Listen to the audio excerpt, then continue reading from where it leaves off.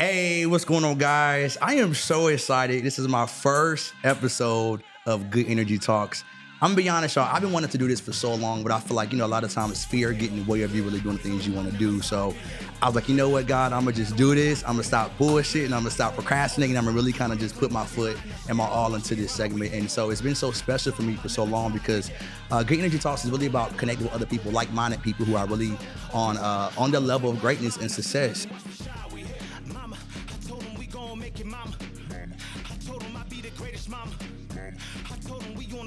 And so it's about hearing their story. A lot of times when you're on that level of like greatness and success, you don't really always understand people's journeys and how they got to where they at today.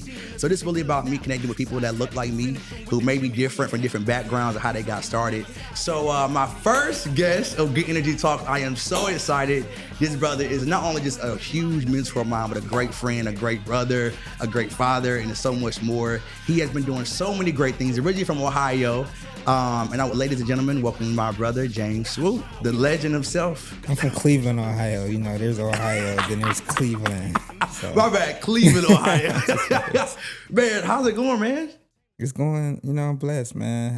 Have a amazing family and amazing career. I love that. Excited. So tell the folks how you got started. I think a lot of times people only see the end result. Not only are you working for a talent manager and the biggest, one of the greatest production companies, Macro, but how was that journey navigating that and kind of getting started when you first got to the LA? And was it, I know a lot of turmoil, a lot of rejections, a lot of no's. So how did you kind of get started and just learn how to just stay in the fight when things got tough? Shit, man, that was a lot of questions. I know. Yeah.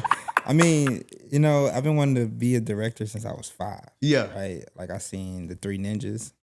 Yeah. This movie, Touchstone, and I was like, that's what I want to do. Yeah. And my parents would say, that's in Hollywood, and I don't know, right? I'm young, so ended up, going from there to kind of, watching movies a lot. I was super into coming of age movies. I was super into action movies, and comedies, huge on comedies. I grew up on the Wayans. I grew up on Jamie Foxx and Martin. Jamie Foxx shows that whole era is just top tier. Yo, for real. And Eddie Murphy. I really thought Arsenio Hall. I thought those guys were so funny. Yeah. Man, I loved comedy. I still do love comedy. But That was my intro, the ninja shit, and it was the coming of age stuff. And, My Girl, My Girl is one of my favorite movies. But, went from there to, my uncle was the first person to put a camera in my hand. Wow. At what age you said, 5? Well, no, not at 5 he put a camera in my hand, but when I got a little older, he is the one who taught me, I visually remember, his name was Floyd Swoope, R.I.P. But I remember him teaching me pan, tilt. Zoom. All those tech words that niggas don't be knowing about. And I just remember him, he was such a great stern teacher. He had his really cool ways of teaching me. But he had an amazing background, in entertainment and politics. And the hair care business. So when he was teaching me stuff, it was kind of all right, you listen. Yeah. Because I feel like a lot of times people don't really also know about the business side of just the entertainment of how things are really done on a business standpoint. And it's so crazy. It's funny because how we met. Cause I get his background story. So about 2 years ago, I had went to this WME was doing this Oscar party or whatever, and I had actually snuck in that joint. And so that's how I actually, when I got in there, I ended up meeting James Lopez, who's the president of Macro. Shout out to James Lopez, the greatest guy to go. And we had a meeting this year. I want to say 2 weeks before Sundance, and I was I'm an actor. I was working at Netflix at the time, working in casting, and I was I really, really want to, find my way into the industry. And he was like, you should connect with this guy named James Swoope. And at the time, I had no idea you was at the point, so I was like, okay, bet. I was just happy he kind of gave me some action items to follow up with. So I was Bet. So he put us in the email contact, and I think we met at Sundance, and the rest was history, bro. And it's just like, he literally was right. He said that you was a go-getter, a man about his word, a man about really putting action behind like the things you say. And I think a lot of times as being in the industry, it's so hard to sometimes feel like it's possible, but like when you really have necessary tools and really not only just like backing up what you're saying, but really being an example of that, I think is so important. So to my next question, like, how was it, you got to LA, you had a great, you represent some amazing actors, not only just actors, but a lot of different talent. Like, how was that, when you're looking for talent? I know a lot of people are looking for representation, things like that. Like, what does that look like for you? Sometimes is it something that you kind of just see? Is it like a spark they have, or is it just a natural flow of things, or it's about timing? So when you're looking for just different talent, how do you feel like you kind of like can identify good talent and like if you want to be their manager or represent them? Well, first and foremost, I care about talent. Yeah. That's such a lost art in this business. Yeah. Because I feel like talent, outlasts all the fluff, right? Yeah, for sure. Because it's not really always about, there's a lot of hot people, right? Yeah. And I like to call it microwavable talent, right? Like microwave shit still get hot, right? Yeah. But that shit, it don't last long, It don't last long as something that, grandma made, Because she put her foot in it. She wasn't fucking with no microwave, so, you know what I'm saying? Like, she would heat stuff back up on the stove, you know what I'm saying? Or in the oven. So, I don't know about these new grandmas, but, Yeah. My grandma. The ones back in the day. Yeah, the ones back in the day. But no, like ovens, it take more a while to cook. Yeah. And, the meal lasts longer, And I think a part of that is how I look at talent. Yeah. Because it's like, if you're talented first, yeah, even when you cool down and all that other shit, I could still put you back in the oven, Yeah. And that's really how I look at this shit, because talent don't go nowhere. Yeah. What do goes places? Yeah. Moments. You know what I'm saying? And those moments, and everybody want to be, hot forever. But like, that's not a thing. So when all that shit bubbles down, when everybody stop thinking you Mr. Popular or whatever, you can always lean back on your talent. It might not be in the biggest film or the biggest whatever in the world, but your talent will always keep you a job. But if you don't have that, and all you leaning on is your hotness, you fizzle out. That's real. Because even like for me, right, it's like, being an actor and like, making that full-time transition from like an executive to like really doing full-time acting is like, sometimes you feel like, is it really going to happen? Is it ever going to happen? You feel like, okay, damn, like, am I ever going to get my shot? Like, you're doing all those things. But one thing I realized kind of coming up, I'm like being 5 years into the game, not really long, but I'm just all about right now just sowing good seeds. Like, and I feel like when you sowing seeds, like, they may not always, ain't nothing gonna happen tomorrow, right? But I think after a while, and people like, people start seeing the type of person you are, how you show up, when your back is against the wall, like how you, like how you treat people, like those different things I think are so important that I think a lot of, not only just talent or actors or people, I think people sometimes forget the regularness of like just being a normal person. It's the off game. Yeah. It's like in sports, like, who are you off the court? Like, Who are you off the field? Like, that shit matter. Like, you know what I'm saying? Like, nigga can go put up 50. Yeah. You know what I'm saying? But that might all you be known for is being like, he put up 50, but like, don't nobody fuck with you. That's real. You know what I'm saying? Yeah, folks be talking. They be talking out here. Yeah, so like, I always encourage artists to like be the dope person off the field too. Yeah. Like, you gotta be.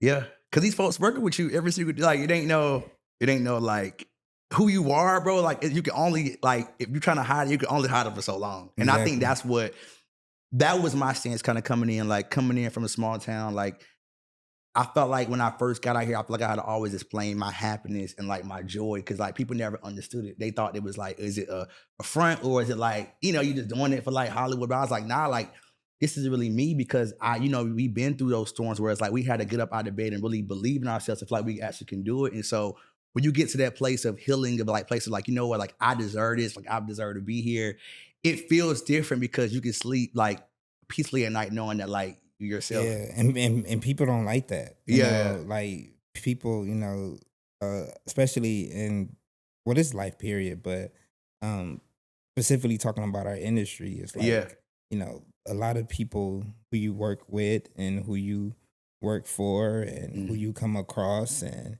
you know, a lot of times some of those people want you to be on some happy to be here stuff. You know, and but not in the sense of what you're talking. Yeah. You know? Yeah. It's more so, yeah, I'm happy to be here, but also I deserve to be here. Facts. You know? Yeah. And it might not look the way you got here. Yeah. But we're in the same room, so what the fuck are we talking about right now? That's right. That's right. You know, no, that's real. That's real. Yeah. I mean, yeah, it's interesting, man. Like I think I got told no a lot. Yeah. You know, and a lot of the times, you know, in hindsight, is because I didn't, I wasn't a good learner in the way that it was presented to me. So I wasn't good at school, you know. Like grades or like, yeah, none of that shit. Like I was like, I don't. What the fuck am I sitting in this classroom for? I don't need to know. I don't need to know formulas. I'm not about to be a formula nigga. I'm not building no rocket. I don't give a fuck about this shit. Why are you teaching me this shit? Right. You know what I'm saying? And that's not to say just give my degree already. Kids go to school, but that part. But like, you know, like what do learning look like to me? When I realized I was a visual learner. Yeah. You know, so even now I have to be, you know, thrown in the fire, you know, and figure my shit out. And I love that. And I used to be scared of that. I used to be like, that's not a good way to learn. But like it is. It's my way to learn. You know. And then you got people who can read some shit and be like, walk outside and be like, like that wasn't me. So, you know, I had to lean into my strengths. Yeah. And my strength is that.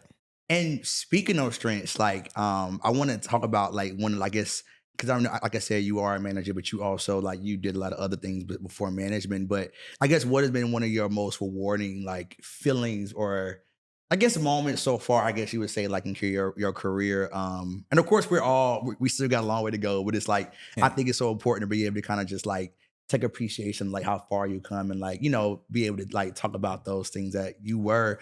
Maybe once didn't have the opportunity to kind of like do at one point, but now you are doing it. So I know you have got a lot to pull from. That's a good question. You know, questions like this is hard for me because people have to like remind me. You know? That's real. And it's not because like I'm working, like I'm not on that. I'm working so hard, I don't even notice it. Like it ain't that, you know, it's just to your point earlier, I feel like I'm supposed to be here. So a lot of stuff just be like was you know, my homeboy Swick used to always say, like, you know, he used to be like, you know, not to be funny, but like what's like a piece of cake to us is a whole cake to somebody else. And it's not no cocky shit. It's just like when I already knew this life was going to happen. I didn't know the how. You know? I ended up learning the how doesn't matter. You know, that's real. So when I'm in these positions, and maybe I should do more of it. It's just like step back and be like, wow. Yeah. But I don't.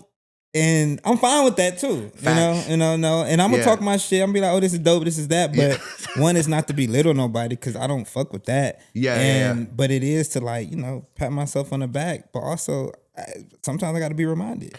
You do, and that's why like it's so important because like we're always on a steady grind, like just how the industry is, especially these past couple like shit. It's only been like 5 years to me. I feel like I've been like steady in a career, but like in this career, but I feel like it's been so many moving pieces with the industry and like you know. Just like moving parts and like ups and valleys and downs. And so a lot of times, sometimes we don't prioritize like our mental stability or like how we feeling like, you know, and so how do you normally prioritize that? Because not only that you are, you know, father, like so many different things like that. Like, and how do you learn how to prioritize like your mental health and like, especially when it's sometimes you feel like, dang, like does my mental health even matter? You know what I mean? Because it's so people always are like constantly needing something, and I think it's so important to be able to talk about prioritizing that, because even for me, like, and I think we're very similar as far as like our energy, like we are lights in this world, and it's like sometimes what happens when all the lights like cut off and like, you know. I don't. I will say this within the last like I've never been like a depressed person. Yeah. Or at least I didn't know I was depressed, right? Yeah. And like within the last couple years, just being honest, I've learned that that's what it was. With depression. Yeah. Yeah. And it didn't show up like everybody else. It didn't show it didn't show up like the way it seems like I wasn't walking around sad and all that shit. Like, yeah. But recently, like not recently, but like in the last couple of years, like I just have been like, yeah, you know, like, damn, like I'm tired. Yeah.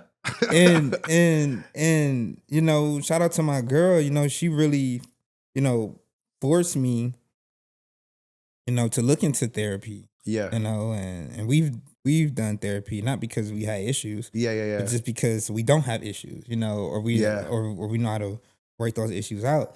So, you know, it varies on how I deal with dark times. Like I know Kanye has got me through, you know, his music, should I say, not actual Kanye. Any certain like album Kanye music or song? Oh man, motherfucking Yeezus, man. Like Yeezus is like my warrior battle. Like when I'm ready to smack the shit out of somebody, like not physically, but like just fuck you up in like in a creative way. Yeah. I put on that Yeezy because I remember when he was, you know, when he was going through the, you know, the whole, you know, like 2013 interviews and they was telling him like, just make t-shirts. And I think that was right when his mom had passed. Well, no, it was past that. Okay. Like it was more so when he was breaking into fashion and everybody was telling him like, you doing the most, you need them, just make t-shirts like everybody else. And he was like, I don't want to make t-shirts. Like I know what the fuck I'm gonna make. Like I want to make this, make that. And people was telling him what he wasn't gonna do. Like if you go back and watch every interview in 2013, everybody was telling Kanye what he wasn't gonna do. Yeah. Like all the radio personalities, like they was literally telling him what he was gonna do. This nigga did it. And he did it to the max. Yeah. You know, like whether you bought the shit or whether you agree with comments and all that shit, one thing you can't say didn't happen was he did it bigger than a t-shirt. Yeah. You know? Yeah. And that reminds me when I'm going through these things and people saying like, you didn't go to school. How you gonna be a manager in this industry? Or you didn't go to film school. How you gonna produce? Like you didn't do this. You didn't do that. You didn't go through the mail room. You didn't have the hardship I had. Like how the fuck you gonna tell me what hardship I had? Like my hardship ain't gotta look like your hardship. And that's honestly, you couldn't even make it through my hardship. You want to be honest. Your shit is cake compared to the hardship I had to make it through. So, you know, I just be looking like, no, you know what I'm saying? Like, so I put that shit on and that shit make me feel like a warrior. Yeah. Cause like you are, like you said, everybody's like journey is different. Sometimes like it is, you know, we compare ourselves often, like, you know, at least for me, like I feel like as creatives, you know, especially when like you feel like you should be further ahead than like where you're at now, where it's like, cause I'm being honest, sometimes the shit don't make sense. Like it's just like, I'm in a place now where like I feel like I know so many like key players and like things like that, but I'm like, okay, like the math ain't mathing yet. It's not making sense, but I'm like, how do I use the key players? Yeah. And like, but I really, I think my way of wanting to really, I was so focused on really building authentic relationships and friendships, and where it's like people don't know, they can't help you if you don't tell them. And I was talking to a lady, I've been there, who was an executive, and she was like, we had a meeting, and like, and she was like, Jamal, I didn't know you was even an actor. And I was like, for me, like me showing her I was actor was just like, you know, just showing up, being my authentic self, like not just trying to use her, or like, you know, but I realized I gotta be more vocal about the things that I want, and it's okay to be vocal about it. And I think when people know who you are, your heart posture, like they're not gonna take it as like, oh, this person just trying to like use me, whatever. And I think I was so busy on like wanted people to like really understand me and where I was coming from, where I was, which I like that I'm that way, but I think now I'm being more assertive and like asking for things that I want, rightfully so, you know. It's a balance, bro. I mean, that was literally me too. Like, feeling like, oh, I gotta genuinely do this, and it's just like, just because I'm asking you don't mean I ain't genuine either. You know, and I had to get out of that mode because closed mouths don't get fed, you know. And this whole business is based off relationships and based off of favors, and you know, and you fucking prolong your journey trying to be quote unquote genuine. I know. Yeah. Or whatever, or your definition of genuine. Like, no, I'm genuine and I'm gonna fucking ask for what I want. Yeah. No. I'm genuinely asking for what I want. Yeah. That's Then if it don't work, it don't work. I mean, that's fine. Yeah. I spin the block. We can still go out and get it, you know. Right. And that's okay. Like being okay with like, yes, like no, it's not gonna change anything. Like you gotta just like pick it up and like, you know, no, it's not gonna hurt you. So I think I was always scared of like the answer. And I learned quickly, I'm like you mentioned earlier, like now I'm supposed to be here, like we supposed to be in these rooms, we supposed to let our light shine, because it's way more bigger than just being a manager or like, you know, being an actor on TV. It's really about impacting the next generation. And I think that's kind of always been my heart posture. And I've always kind of the things that I use to carry me, you know, in this industry and so far and so far and so far since I've been in LA. But you're right, you gotta ask niggas what you want in order to really be able to receive the good things God has for you. Yeah, for sure. Cause it'd be crazy, but it's like, you know, we here for a reason. Mm-hmm. So what year did you move to LA, and like what were you doing before you got that call to join? What was I doing? To be a manager. You know what I mean? Like because I was doing a lot of shit. Yeah. You know, I was selling everything from license plates to I don't know, I never Ubered. Was a server? I think you would have been a good server. I was never They probably loved you. Oh, bartender. Yeah, I served everything from license plates to shoes. What kind of shoes was you selling? Like, I used to work at DTLR, bro. Bro, folks don't know about DTLR. I used to grow up on DTLR from Kansas, North Carolina. We had one in the mall. It was like, there weren't many stores in the mall, but DTLR was one in the mall. Yeah. I was a server. You know what? I was a server. Yeah. You know, still is a server. I'm in a service business. I think that's the purpose of life, right? Yeah. But you know, I had I also worked in extras casting. Okay. Shout out to Lillian Plies, who in Cleveland, Ohio, who got me, you know, my first job in the industry, should I say? Yeah. And from there, you know, I ended up meeting Stephen Caple Jr. Okay. His film, The Land, was actually the first film that I interned on.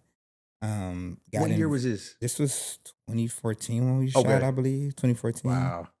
Yeah, 2014. Still living in Ohio at the time. Cleveland. Yeah. Copy. Yeah. Because I know you're going to be like, Cleveland, Ohio. Still living in Cleveland, Ohio at the time. I was living in Cleveland. Yeah. No, and, you know, shout out to, you know, I was at the point where, like, I needed to make money, so I really couldn't do too much free internship. So because it'll burn you out now. Yeah. So I had ended up getting invited to, and shout out to Ashley and Machine Gun Kelly for the invitation to the premiere of The Land at the Rock and Roll Hall of Fame. And that's when I had I stood up during the Q&A session, and I had asked Stephen Caple, like, you know, what advice would you give a black man, you know, trying to, you know, be where you at? Because it was a big deal to me that someone from Cleveland is directing. Yeah, you know? So, you know, his advice to me was like, you know, bro, you know, you gotta just keep going, you know. That's really all and you never know, you know, you never know who's watching. And I was sitting there like, You know, like that's all you got. But like I remember him looking at me and he like, yeah, I mean, there's no magic to it, bro. Like you It just really never know ain't, who's yeah. watching. And here's the crazy part about that story too, is literally soon after the Q&A and stuff was over Yeah. and all of the, the news outlets and everybody who was talking to him, I made sure I was last on purpose. Because I wanted a little more time. You gotta. The thing is, folks, you gotta really like play the like. It's really a technique to chess. this. Yeah. So I made sure I was the last person he talked to that night. Yeah. And before he left, we trained Instagrams and shit. Yeah. Right? And he has seen the last post on my post was this show that I created and directed with some folks from Cleveland, and it was called Langston Tributes. And he looked at it and he was like, "Oh, what you know about Langston Tribute?" And I was like, "That's my show." Like, and literally, 45 minutes to like an hour ago, he literally said, "You never know who's watching." So he was already watching my work and was already being hip to me. Yeah. And I didn't even know. So exactly what he said literally proved itself about an hour later. And we just became cool from there. And I asked to come on set for Creed 2. And he blessed me with that opportunity. I spent 2 days on there. Yeah. Really got to understand, how it worked on the bigger level. Where were y'all were shooting? Philly. Okay. Yeah, Philly. I drove to Philly. That was wild. But how far was that? Like it was about maybe 7 hours, I want to say. By any means necessary. With like $200 some dollars. In my baby mama's Jetta. Shout out to her. Shout out. That's my you dog. need the support. You gotta have the support out here. You gotta have people that really be like, all right. Yeah, P my dog. But was blessed to like driving on my way back. I realized that the difference between what I was doing and what he was doing was budget. I was like, this man is a product of Cleveland, Ohio, but he have vision. Yeah, I'm a product of Cleveland, Ohio, and I have vision. Yeah. And he's building his vision with millions of dollars, and I'm building my vision with giving the cast pizza. You know what I'm saying? Yeah, but the whole point is vision, Yeah. And for him to get there, he had to build it with nothing, Yeah. So went from there to, I had my own podcast, was doing shows. Like I was just, just doing a lot, working with artists. Just kind of being the man around town that was like, the guy for pretty much, whatever. You were the connector. Yeah. Yeah. And I was able to highlight that the most when in that same breath, I got a text from Steven. Actually, let me back for a little bit, because this is actually crazy. And this is why the how don't matter, bro. Yeah. We literally sitting in we working on this Liam Neeson movie, right? Yeah. It was called The Marksman, for the casting. And, found out that this movie called Jesus Was My Homeboy was coming back to Cleveland for casting. Okay. I mean, for filming in Cleveland. And it was finally like, a black movie, that we finally get the cast. Finally. Yeah. Finally, because Cleveland lacked. So you was like industry casting. like those. Yeah. That's so cool. Yeah. Like, wow. Okay, cool. And we was looking through IMDb, and they was like, like Charles King is producing this movie. And I was like, who the fuck is Charles King? Yeah. And they was like, you don't know who Charles King is? Like it was a big deal. And I was like, no. Yeah. And it was like, he did The Land.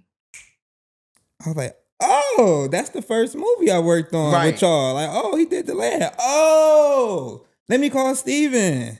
I don't know who the fuck I thought I was. I called Steven like, Steven, my guy, what's Charles King's number? And I just remember him like, bro, I just can't give you Charles' number. He was like, I can give you the number to Macro. Yeah. And you can call and ask to speak to Poppy Hanks. and ask her about it. And what was this? 20. This was 2019. 19. Okay. Yeah, this was like August 2019. Say less. And like a few months before the pandemic. Yeah. And I was like, all right, and I remember calling the office. Shout out to my colleague and my boy Kyle. But Kyle didn't know me from a can of paint when I called. Did they answer the first time? I mean, it was the office line, so they transferred me to her office. Okay. And she actually called me back though, and told me that they were sticking with some other casting directors. So it was like, wham, it's over with. The very next day, bro. Steven. No, actually, not very big day. I'm gonna say a week went by. Yeah. And a couple weeks went by, and I had got a call from my producer partner, Jillian Halt, and she was just like, "Yeah, somebody called me about some producer job or assistant." She didn't know. She was like, and I just gave him your number or whatever. I was like, "All right," but that's what we do. You know what I'm saying? So it's kind of like, "All right, bet." I hung the phone up. Now the very next day, Steven texts me and say, "Yo, what you working on?" Yeah. I was like, "This Liam Neeson movie," and he was like, "All right." He was like, "My homeboy Shaka is directing this movie, and he looking for an assistant." And I was like, oh, "Okay, I'm going to, I think I'm going to get hit up for a producer's assistant job too, or some shit like that. I don't know." And he was like, "All right, like you want to be a director, so why'd you do that?" And I was just like, "You're right." But in my mind, I'm like, I'm taking whatever the fuck. All right, I gotta pay these bills. Rick dude. So he was like, "All right, I'm gonna connect y'all or something like that." The second I got done texting him, 216 is our area code. Yeah. So a 216 number came up. So I thought it was like, something else. And I was just like, yo, bill collector or something. Yeah, you can say that. And when I, answered it, he was like, "This is Mark Wright from Macro, man. I speak to James Swoope." And Mark I was Wright. like, I know Mark. Yeah, he did Netflix. He's over at Higher Ground now with the Obama camp. So, but at the time he was exec at Macro, and he called me and he was like, "Yeah, I got your number from somebody, and was kind of telling me about the job and was telling me about Charles, and I asked if I wanted to come in for an interview the next day." And I was just like, "Yeah, sure, I'm on it." I hang the phone up. I was like, "All right, who the fuck is Charles King?" You know what I'm saying? And I was like, I done heard this name a couple times. I'm like, let me Google Watched the interview of his, and it blew my mind. It was a blueprint interview with Complex. Wow. And I was sitting there like, damn, this man exists? Yeah. A black man at that. Yeah. Like I knew about, Clarence Avant and but I knew that was, to me, was more so music. Yeah. I didn't really know Charles King. Yeah. And just to see his journey, just through this small piece of this docu-series that Complex used to do, I was sitting there like, this guy is the man. Yeah. So that went to me going to the production office the next day. And, long story short, I got the job. And, I just performed well, like You in My City, and I was the dot connector. The way he explained it, it's like I started off as his assistant, and by the time it was over, I was everybody's assistant. And everybody look, because you had that energy and presence. Yeah. And he blessed me, without getting in too much detail. Yeah. Shout out to, my guy Desi, my guy D-Lo, my girl Zetra. Love D-Lo, Lewis. Shout out brother D-Lo. Yes. Ryan and Zenzi and Sev, and, they were very, and Ravi and Charlize, they were big instruments and, helping me get this opportunity. Yeah. And Charles presented me, with an opportunity to, work at Macro. And he moved me out here, and shout out to the cast. The movie with Judas and the Black Messiah. That was a good, I ain't gonna lie, that was an amazing movie. Yeah. Shout out to Dom, Fishback, Dom Thorne, Daniel, like Lakeith, like they all, the hair department. Shout out to hair department. Fucking like everybody, like I fucking love Corey to death, like, and Rebecca, like, they poured into me from that trailer, and I just never forget those people all the way down to the extras. Like, it was so much love, bro, and they all just really helped me get here. Yeah. Yeah. And that was got the job in September. I moved here top of January. Got the job in September, got the macro job in December, and moved here in January. So you've been here in LA for like almost going on 5. 5 years. Yeah. 5 years of like greatness, 5 years just exponential growth, lessons, and just favor, and you just getting started, bro. Yeah. You know you're the GOAT. Hey man, I'm trying, man. The goats. I work with the goats, man. I work with the goat. That's for sure. No, man. No, like seriously. So to wrap it up, like I know you had mentioned, you had asked the guy at the time, like, what is some advice like to tell a younger person or like, kind of breaking into the industry or like, trying to kind of get their footing, in the industry. So I'm just curious, and I kind of want to like, make this a different question, but what advice like would you tell like your younger self, like, kind of starting out, you know what I mean? Of course, sometimes even for me, like I'm from a small town, North Carolina, so like being in LA was such a very big experience for me, not only for me, but my family, you know what I'm saying? And so I never forget just like I was a big kid growing up. Look, I was a fat guy too. So I used to take myself up with saran wrap and like I didn't really believe in myself. Like I didn't really think that like people would believe me or give me a shot. And so now I like see me for all the things that I've always wanted to be now. But it took time. So I feel like I had to give my advice to myself, like, Jamal, give yourself time to develop, give yourself time to grow. So what would like be those like advice for you? Like kind of when you first starting, like, maybe working, even before working in casting, like, and I know you mentioned that you always knew you was that guy, but because I can see that, me too. But like, what would be some advice you kind of like tell your younger self, like when you were trying to figure it out and see if you can do it or if you was good enough, etc. It's always a weird question because I always believed in myself. Yeah, that's a blessing. I just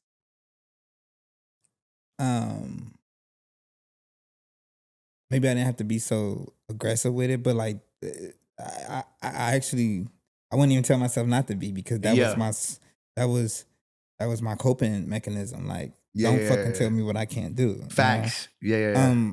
That's real though. I will say maybe, don't be too hard on yourself. Yeah. Because in that same breath, I even though I knew I was gonna make it, it's like I had to. Yeah. And the older I got a little more, calm with it. But I used to just flip out, like, don't tell me what I can't do. Like, I still get salty at shit like that. Yeah. But I mean, I'll shift this and what I would tell people now is like, stay creative and stay dangerous. Yeah. We in the industry that kills creativity. For the dollar sign. I'm forced to have to teeter that because still have to make money in a business, but I believe we make more money when the shit is fire. That's true. Yeah. So stay dangerous, learn the game. Yeah. Your idea isn't the only way. There's a lot of ways to, there's more than one way to skin a cat. Yeah.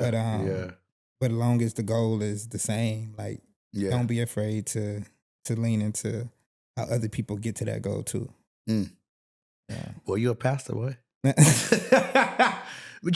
honestly, Jay, like I really appreciate you, bro, because like it really is rare that you meet like people who are really, really not only just being an example, but like really walking that walk. And I feel like ever since I met you, even when we made the intro, it's always been love, it's always been support. And sometimes you at least starting out, sometimes you always don't feel like you have that support. And I feel like it really means a lot, bro, because I feel like I have not only just you know, like somebody I know in this industry, but I feel like I've gained like a brother and a friend, like, you know, over this year. I think 2024 taught me just like you said, be resilient, you know, be true to you, never be afraid to ask. And I feel like just hearing your journey, your story is kind of inspiring me to just continue to be continue to just be like fearless, like not taking no for an answer, but like I've always been that way, but in a way where I know that I'm supposed to be here. I know I belong here. I know that I was called to do great things. Even when life be life and I'd be like, Lord, I don't know what to do. Like I need some money. But to the core, like I know I'm like on the right track. And so hearing your story, hearing your journey, it shows me like, you know what, like you gotta just keep going. You can't skip the journey.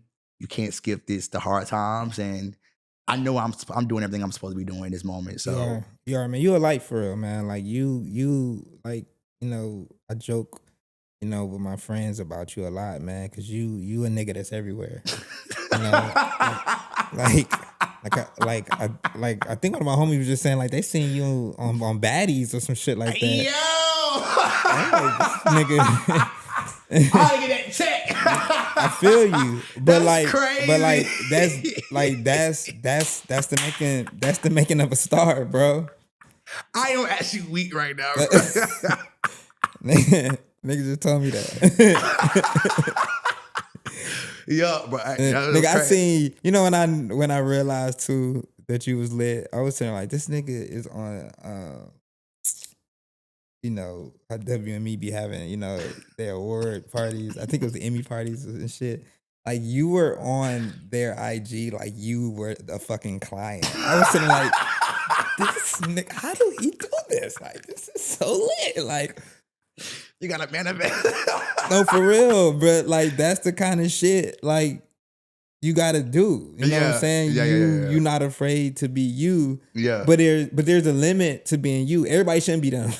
Yeah. I was like to say that shit. Yeah. Like be you, but like have some tact, right? Yeah. You know what I'm saying? You gotta have a love. You gotta there's levels to it. I've been doing like, Yeah. But like you are unapologetically yourself. And you know, I think there is blessing in that, bro. And I think you are reaping what you sow. Thank you, brother. I appreciate you, Key. For sure. Yeah, thank you, bro. And I think it just feels good to finally get to this place of like being like your true self. A lot of times, like you said, like people only see the end result, they don't see the journey of what you had to get there. And so just after so many years of like, you know, not really forgiving myself for things that I've done in the past, all of those turmoil, I feel like, okay, now I finally can like let my light shine and just be me. So, brother, like I'm so grateful for you to stop by the good energy talk show. Man, thanks for having me. Good energy talks, you know, we bring in, you know, people really in to kind of talk about just, you know, I think people always say, Jamal, like, what made you want to do this? But I was like, you know, people always say you got good energy. So I'm like, I want to be able to really, really kind of like have those good energy talks. You know what I'm saying? Where it's just like, just love and it's like friendship and it's just like, a reminder of like how far we've come and how far that we got to keep going. And so thank y'all so much for tuning in. I want to kind of leave you guys with a last, you know, this word of inspiration. I feel like today I learned so much about just being resilient. I think a lot of times when life throws us so many different turmoils or obstacles, we don't feel like we can do it. And in all naturality, you can. You know, no doesn't mean that it's over. The N stands for new and the O stands for opportunity. So never be afraid to get no's. You never know how that could be redirection for something greater. So keep grinding, keep shining. Shout out to my boys. So how do people get stay in contact with you? I know you use social media. Don't. Yeah. Well, yeah. You'll see what you're saying. You can follow me at James Swoope. That's Blame as BLAME. Say less. SWOOPE. Say less. Yeah. Well, thank you so much, bro. You're the man, bro. Thank you so much for stopping by. Nah, you lit, man. Thank y'all. Until next time. Peace.